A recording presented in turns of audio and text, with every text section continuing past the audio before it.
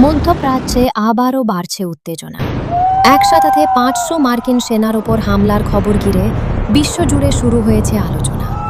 আসলে কি ঘটছে, চলুন বিস্তারিত জানি।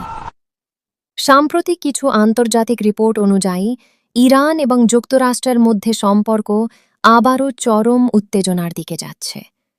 বিভিন্ন সূত্র দাবি করছে, মধ্যপ্রাচ্যের একটি অঞ্চলে মার্কিন সেনাদের ওপর বড় ধরনের হামলার ঘটনা ঘটেছে, যেখানে একসাথে কয়েকশো সেনা ক্ষতিগ্রস্ত হওয়ার আশঙ্কা করা হচ্ছে।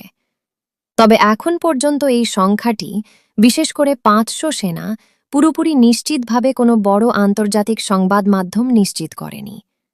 ফলে বিষয়টি নিয়ে কিছুটা বিভ্রান্তিও তৈরি হয়েছে। বিশ্লেষকরা বলছেন, ইরান এবং যুক্তরাষ্ট্রের মধ্যে দীর্ঘদিন ধরেই উত্তেজনা চলছে।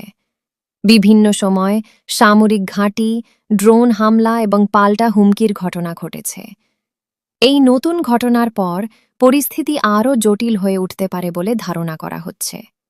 কারণ যদি এই ধরনের হামলা সত্যিই বড় আকার ধারণ করে, তাহলে তা সরাসরি সামরিক সংঘর্ষে রূপ নিতে পারে। এদিকে আন্তর্জাতিক মহল পরিস্থিতির ওপর গভীর নজর রাখছে।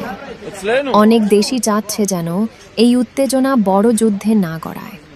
বিশেষজ্ঞরা মনে করছেন, এই মুহূর্তে সবচেয়ে গুরুত্বপূর্ণ হল দুই পক্ষের মধ্যে কূটনৈতিক আলোচনা চালু রাখা এবং উত্তেজনা কমানোর চেষ্টা করা।